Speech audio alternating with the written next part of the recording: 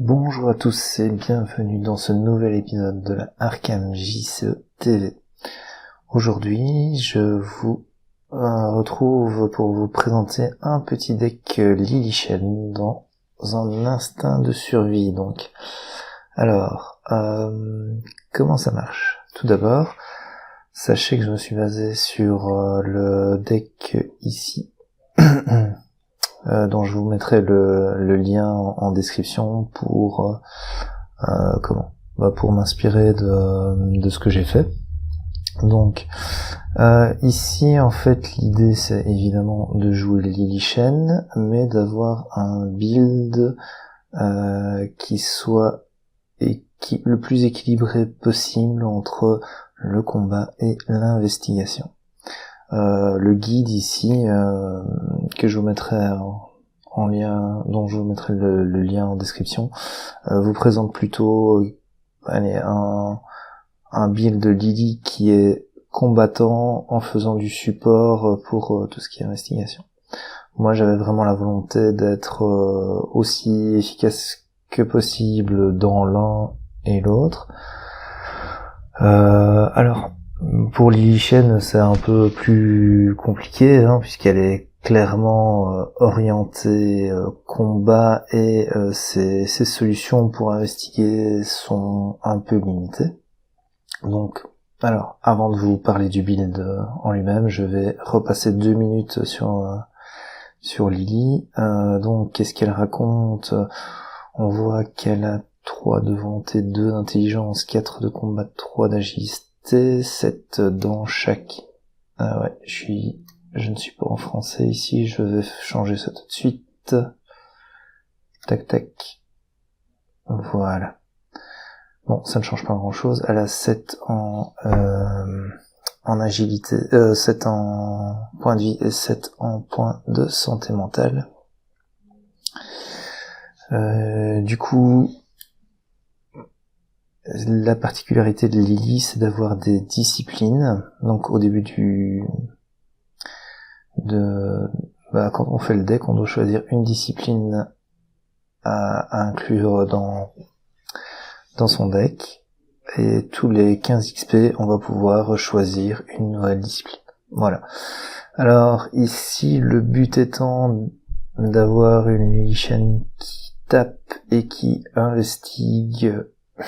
Eh bien, on va utiliser la volonté pour investiguer, puisqu'elle a déjà 3. Et en soi, on va utiliser la discipline qui rajoute de la volonté. Comme ça permet de passer en 4 de volonté, ce qui est déjà la stat des mystiques faibles pour investiguer. Donc, allez, on n'est pas si désavantagé que ça. Au niveau de l'investigation en prenant cette discipline. Je considère que ici on va avoir un build, donc on veut faire du combat aussi, mais on a déjà 4 en combat et on va avoir pas mal de bonus en combat. Du coup je considère que la discipline qui vous rajoute de la force n'est pas utile. C'est un peu overkill. Le plus 1 de volonté est bien plus précieux ici que l'éventuel plus 1 de combat. Alors concernant les 2 autres disciplines, celle qui rajoute de l'intelligence va être utile non pas pour le boost de stats, mais plutôt pour la capacité de piocher, mais j'y reviendrai après. Tandis que la dernière, donc allez à 30 XP, moi j'ai rentré la discipline qui rajoutait l'agilité, non pas pour la capa mais pour le boost de stats, parce que de temps en temps avoir 4 en agilité c'est pas mal du tout. Donc ici maintenant qu'on a discuté des disciplines et de pourquoi on commençait avec celle-ci, je voulais aussi vous rajouter que cette discipline, en plus de donner un boost statique de volonté, ce qui est très très bien, on a aussi un effet de soin qui n'est pas négligeable et qui peut vous sauver la vie de temps en temps. Voilà. Alors, qu'est-ce qu'on a dans le deck ici? on a tout d'abord, on a le bâton en arme, on a le bâton du dragon et la lame enchantée. Alors niveau 0, la lame enchantée est plus facile à utiliser. Maintenant, c'est pas si compliqué que ça de faire sortir le bâton du dragon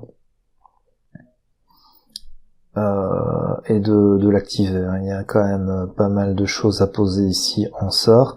Ça reste plus usine à gaz, mais au final, on peut avoir jusqu'à un bonus de plus 3 hein, si on a 3 slots de sorts qui sont occupés, parce que le bâton du dragon vous donne un slot de sort supplémentaire. On peut avoir jusqu'à un plus 3 sans charge. Donc le bâton du dragon, si on le met en place, n'est pas usable, tandis que la lame enchantée a des charges. Donc généralement la lame enchantée je la mets en attendant d'avoir le setup pour le bâton du dragon, ou alors si j'ai de la chance je mets directement le bâton du dragon et puis la lame enchantée je vais l'utiliser pour son icône de force par exemple. Voilà, donc au début on ne tape quand même pas à des sommes mirobolantes, hein. L'investigateur tape à 4 de base. On va souvent monter à 6 avec la lame enchantée ou avec le bâton du dragon. C'est très honnête pour du niveau 0, mais parfois c'est bien d'avoir une petite maîtrise, histoire de simplement mettre un peu de beurre dans ses épinards, histoire de pouvoir donner le petit boost de stats supplémentaire qui est nécessaire pour taper l'ennemi. Alors toujours en parlant de combat, j'ai également rajouté la lame spectrale. La lame spectrale, c'est une carte qui sera vouée à disparaître lorsque le build va évoluer. Maintenant ici, c'est toujours chouette d'avoir une solution de niveau 0 pour pouvoir faire 3 dégâts en un coup. Donc voilà. En plus, en cas d'urgence, il y a quand même une icône de volonté et de combat, ce qui est utile, hein, puisque c'est les deux types de tests qu'on va faire principalement avec Lily. Pour l'investigation, ce sera la volonté. Pour le combat, ce sera l'icône de force qui pourrait être utile. Mais donc voilà un peu la suite, je vais dire combat de Lily Shen. Alors pour revenir un peu sur les sorts que je mets ici, Divination, clairement, c'est une carte qui ne me sert pas. Elle est juste là parce qu'elle coûte pas cher et que ça permet de remplir. C'est un activateur en fait pour le bâton du dragon, hein. Puisque pour le bâton du dragon, il faut 2 emplacements d'arcane occupés pour avoir le bonus de dégâts. La divination, elle est clairement là en attente d'être remplacée, hein. En soi, je n'aime pas cette carte, d'autant plus les niveaux 0. Mais voilà, vous auriez pu mettre une transmutation alchimique, c'était la même chose. Alors, donc ça c'est le premier sort. Le talisman protecteur, c'est un autre sort. L'avantage c'est qu'il est rapide, donc on ne coûte pas d'action, ce qui est vraiment très bien. Et puis l'air de rien, son effet m'a déjà sauvé les miches dans un scénario ou l'autre. Donc c'est sans doute un des meilleurs sorts, pas trop cher, utilitaire. Ça se complète bien, ça va bien en fait. Idéalement, si je veux activer mon bâton du dragon, je voudrais un talisman protecteur et un 6e sens. C'est les 2 sorts que je voudrais. La divination n'est là que pour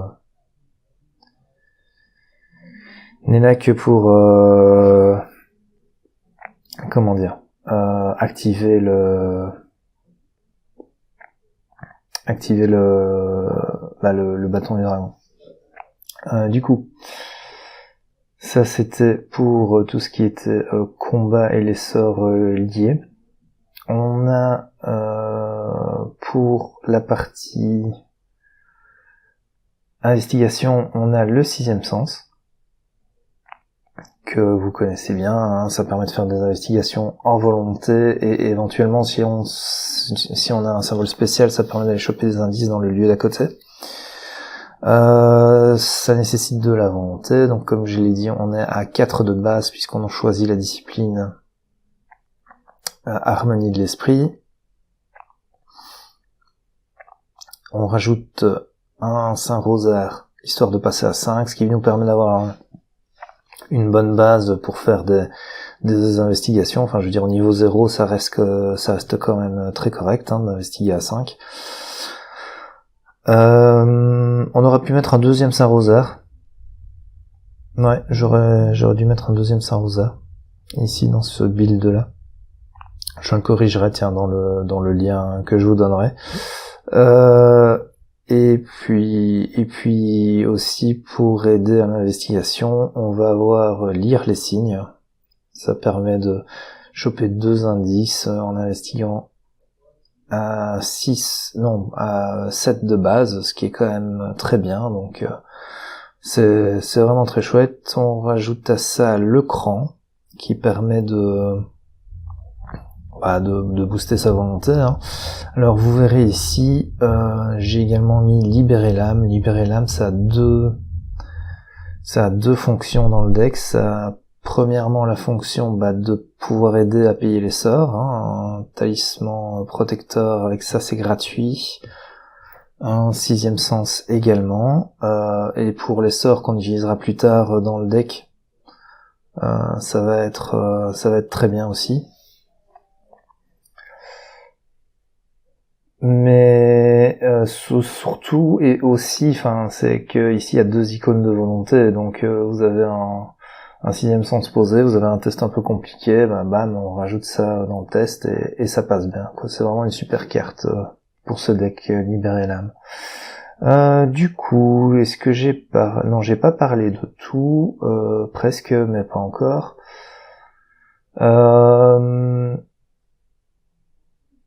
J'ai mis dans le vif du sujet. En fait, c'est proposé par le deck de base, c'est pas obligatoire, mais voilà, ici on part avec la discipline qui permet de se soigner. Donc dans le vif du sujet, les 2 traumas, ils peuvent être vite compensés / soignés par cette discipline. Donc voilà, si vraiment on a des soucis à ce niveau-là, on peut utiliser la discipline, qui est là de base sur table. Sinon, on a les talismans protecteurs qui permettent de compenser un peu ça. Donc voilà, dans le vif du sujet était là, je l'ai laissé pour mon adaptation de ce deck. Et qu'est-ce que j'ai fait des 3 points d'XP? Eh bien, j'ai mis toujours sur ses gardes, parce que jouer 3 soutiens de sa main en réduisant le coût d'1, c'est quand même super fort. Et j'ai rajouté protection rapprochée. L'air de rien. Bon, c'est une carte qui n'a aucun sens en solo, évidemment, mais j'étais avec un Silas Marche qui avait des chaussures de course, donc pendant que en fait Silas c'était me transportait, Lily montait sur le dos de Silas et puis on parcourait toute la carte et puis après Lily tapait, tuait du monstre ou investiguait. C'était vraiment très chouette, principalement dans les premiers scénarios de la campagne d'Innsmouth qu'on a fait avec ce deck là. Mais bon, voilà, ces 2 XP là ne sont pas nécessaires forcément. C'est utile si vous avez un copain qui a une bonne mobilité. Sinon, vous pourriez le remplacer par d'autres choses, mais dont je vous parlerai quand je parlerai du deck AXP. Voilà. Alors, de quoi est-ce que je n'ai pas encore parlé? La planque. Pourquoi la planque? Parce que je vais mettre la carte plus tard sans tenir au plan, et que la planque sera une carte qui sera sous sans tenir au plan. Je ne l'ai mis qu'en un exemplaire. Pourquoi? Avant il y en avait 2, mais j'en ai laissé qu'un. Pourquoi? Parce que libérer l'âme remplit aussi la fonction d'économie. Donc je n'ai gardé qu'une seule planque. J'ai également rajouté un petit peu de pioche dans tout ça, donc ce préparer au pire permet d'aller chercher une arme, que ce soit un bâton du dragon ou une lame enchantée. Parce que c'est important évidemment que Lily puisse je vais dire tuer les ennemis, histoire qu'elle puisse se mettre en place pour investiguer. J'ai également mis l'initié aux arcanes, parce que j'ai quand même pas mal de sorts. On a déjà 6 sorts ici, j'ai 2 sorts ici au niveau de la lame spectrale. J'ai lire les signes également. Et puis il y a la dernière carte dont j'avais pas encore parlé, qui est nier l'existence, qui est aussi un sort. Donc pour l'instant, l'initié aux arcanes, elle est vraiment super utile dans le deck. Vous verrez que dans la version XP ça disparaîtra, je vous expliquerai pourquoi aussi. Mais voilà, ça permet quand même de tutorer 6, 7, 8, 9, 10, 11, 12 cartes. 12 cartes, donc quasiment la moitié du deck est tutorable grâce à l'initié aux arcanes. Donc bon, clairement il a sa place. Donc c'est un deck, je pense, qui a des solutions de combat et d'investigation, qui a quand même des solutions d'économie avec Libérer, Lame et Planque, qui a des solutions de pioche. Donc c'est ça me paraît un bon point de départ pour faire un deck Lilychen, un plus ou moins équilibré. Alors ici, je vais passer à la version Full XP, je vais le passer en français, ce sera plus simple. Voilà. Donc globalement, je pense que alors c'est de la version Full XP, hein, donc il y a vraiment beaucoup de choses. Mais pour moi, la priorité, ça va être de rentrer 2 choses. Ça va être de rentrer sans tenir au plan, parce que sans tenir au plan vous permet d'avoir toujours sur ses gardes se préparer au pire et planque directement dans votre main.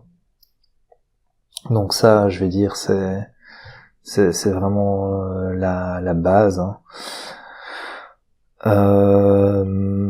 Pour s'équiper. Ensuite, une fois que ça c'est fait, je considère qu'il vaut d'abord mieux augmenter le compartiment, je veux dire, dégâts, avant d'augmenter le compartiment enquête du deck, parce que si vous avez un ennemi sur la Quen, vous ne pouvez pas enquêter, tandis que vous n'avez pas besoin de choper les indices pour aller tuer les ennemis. Donc le combat reste quand même prioritaire pour pouvoir se dégager du temps en fait pour se permettre d'investiguer. Et c'est peut-être le moment le plus compliqué du deck, c'est celui où on va être, je veux dire, bien efficace en combat, mais pas encore en investigation. Et du coup, il faut pas forcément monter toutes les options de combat, et puis après toutes les options d'investigation, il faut peut-être faire ça de manière équilibrée pour ne pas se retrouver avec un deck qui tape et qui n'investigue pas forcément très bien. Donc c'est le moment compliqué dont je parlais, c'est celui où vous allez commencer à augmenter votre combat, mais vos solutions d'investigation seront toujours au niveau 0. Donc je vais vous dire, donc ici, sans tenir au plan, c'était la première upgrade. Pour fluidifier le deck, hein, pour pouvoir se mettre en place plus rapidement. Voilà. Ensuite, la deuxième chose à améliorer, pour moi, c'est les 2 enchanter une arme. Alors pourquoi ? Parce que ceci compte comme un sort en fait. Donc ça veut dire que pour activer votre bâton du dragon, vous n'avez besoin que de ceci et de 6e sens, ce qui est votre setup. Et ceci vous permet une fois par tour, si je dis bien, d'ajouter la volonté au combat et de rajouter plus en attaque. Donc une fois par tour, votre bâton du dragon, il pourra faire 3 dégâts. ce qui est quand même super fort. Je conseille pas d'attacher ça à la lame enchantée, même si c'est tout à fait possible, hein, parce que simplement la lame enchantée, il y a un moment où vous avez plus de charge, donc vous allez être embêté. Donc ici, je pense que c'est vraiment une bonne solution de combat. Et une fois que vous avez enchanté une arme sur votre bâton du dragon, en gros, vous avez plus trop à vous tracasser des ennemis.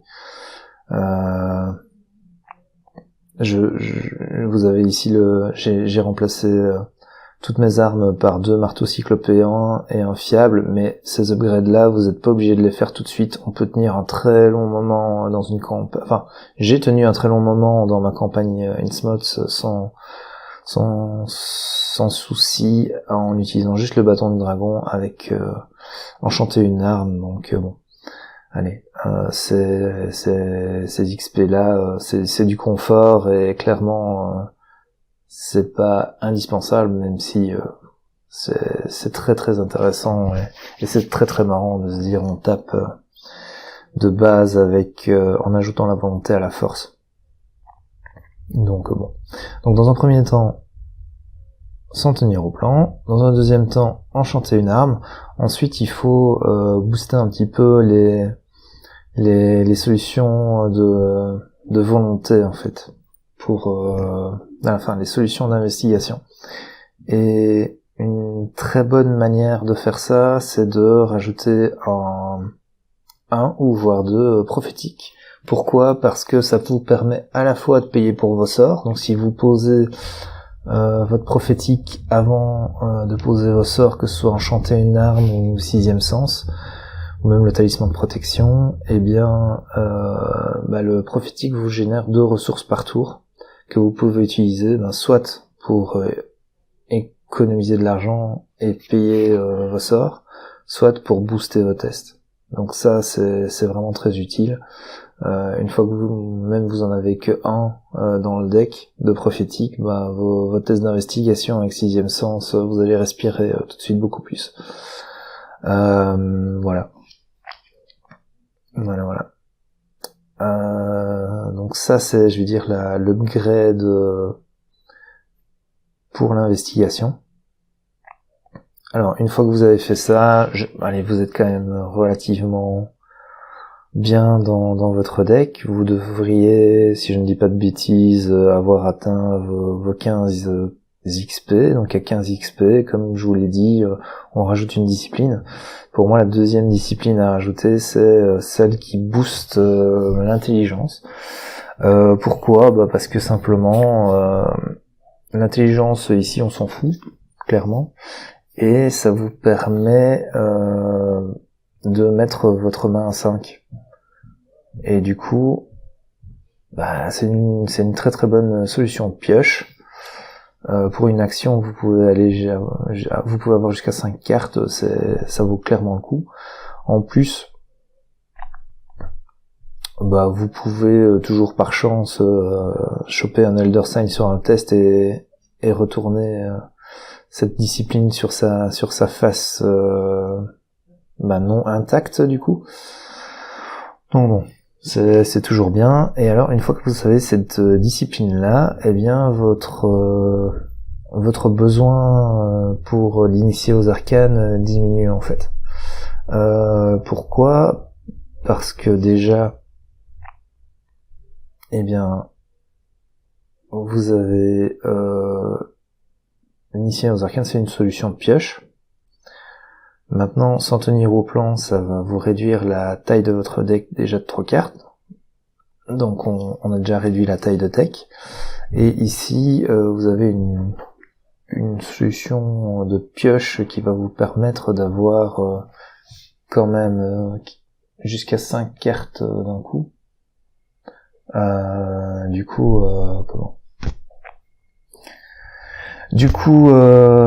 c'est très fort, quoi. Ça revient à 5 utilisations de l'initié aux arcanes. Alors je sais bien que ce ne sera pas toujours 5 cartes, mais voilà, ça reste quand même très très très utile.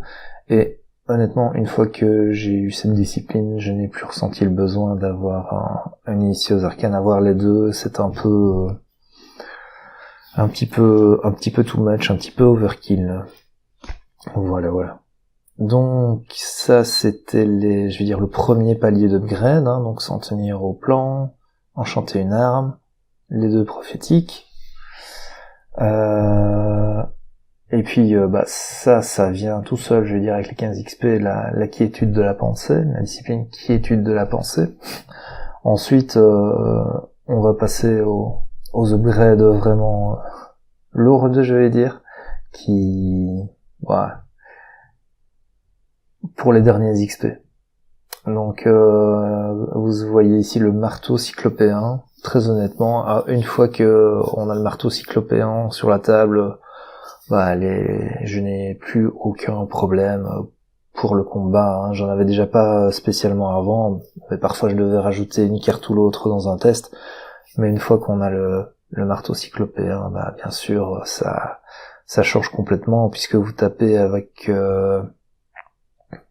votre volonté et votre attaque et votre force, pour chaque attaque. Donc si vous avez le Saint-Rosaire, vous êtes à 5 de volonté, on rajoute ça aux 4 de force, donc vous tapez à 9.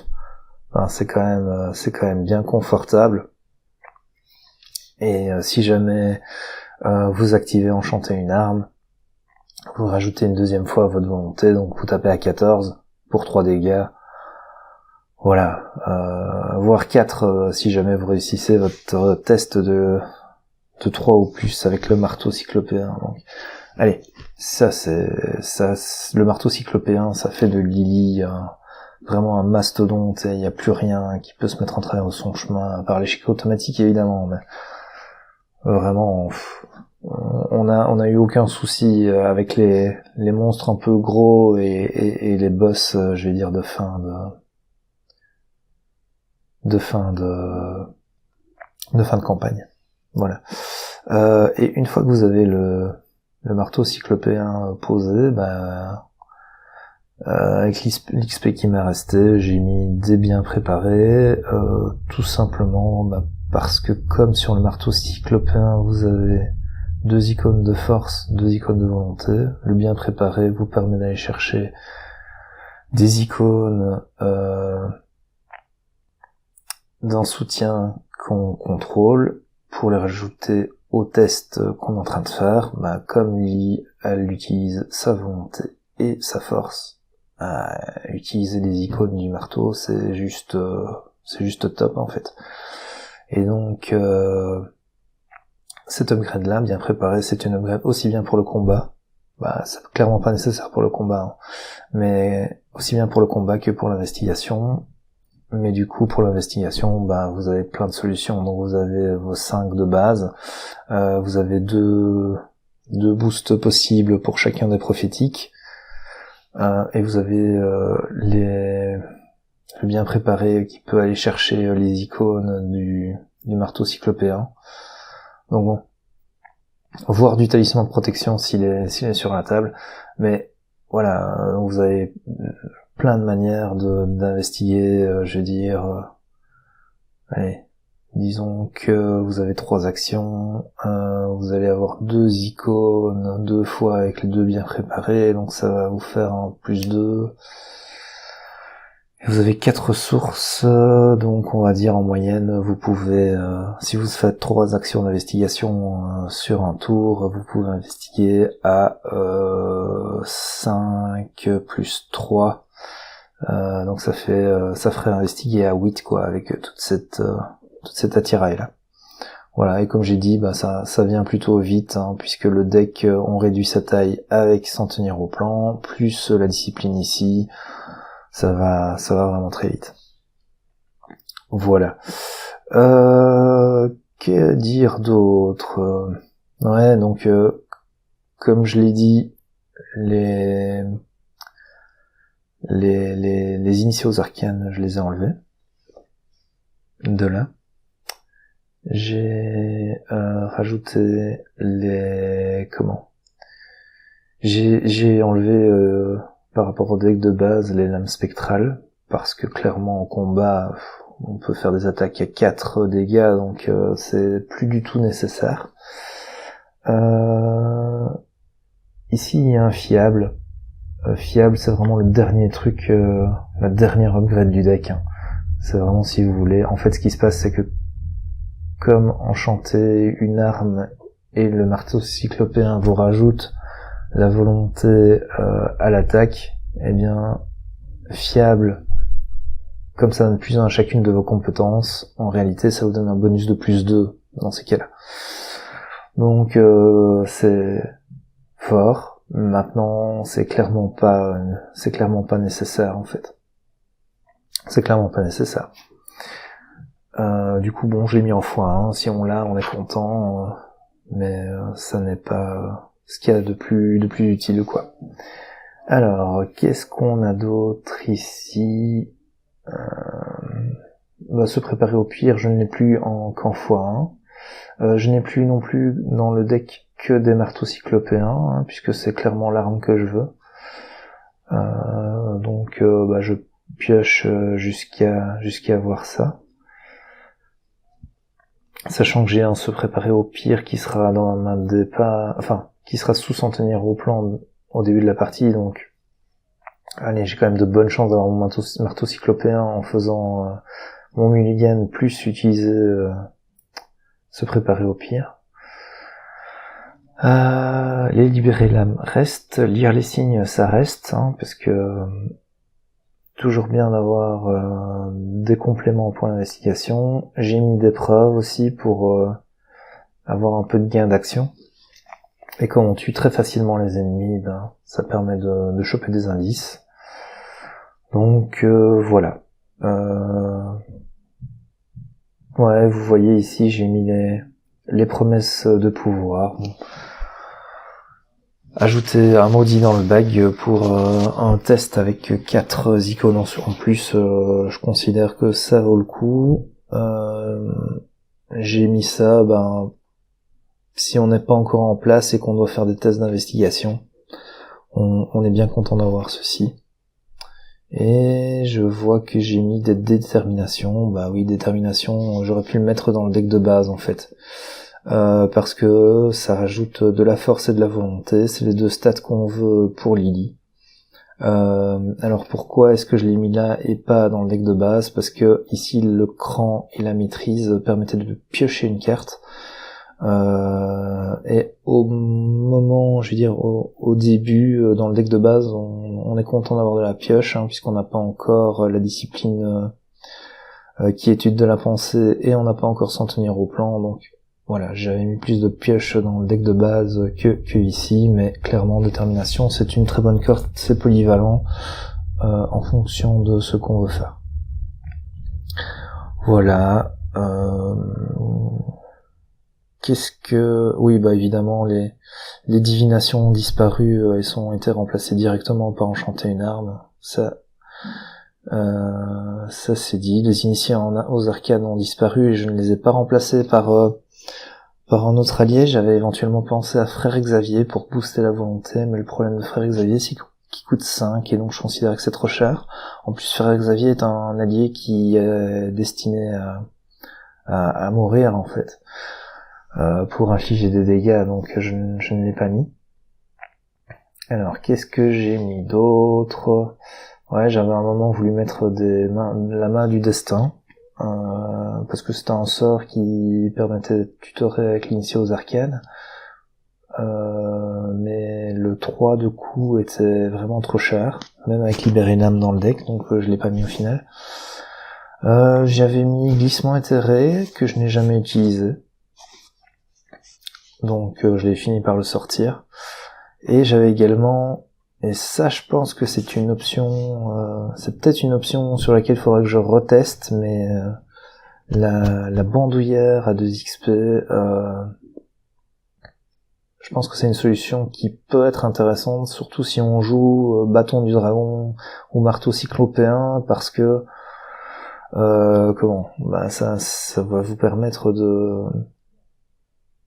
d'avoir le plus de volonté. Maintenant, le truc, c'est que le deck ici n'a pas d'utilité de ces deux soutiens de main supplémentaires. Maintenant, vous pourriez très bien je veux dire explorer cette piste de deck build là. Moi je ne l'ai pas fait, j'ai considéré que c'était trop usine à gaz par rapport à ce qu'il y avait déjà, parce qu'il y a quand même pas mal de soutien hein, ici. Donc j'ai décidé de ne pas le mettre au final, mais ça c'est clairement une option valable. Voilà. Que dire d'autre? Ah oui, j'ai ici, une fois que j'ai atteint les 30 XP, j'ai rajouté la discipline ici, équilibre du corps. Mais c'est juste pour le boost de stats. Hein. Jamais je n'ai utilisé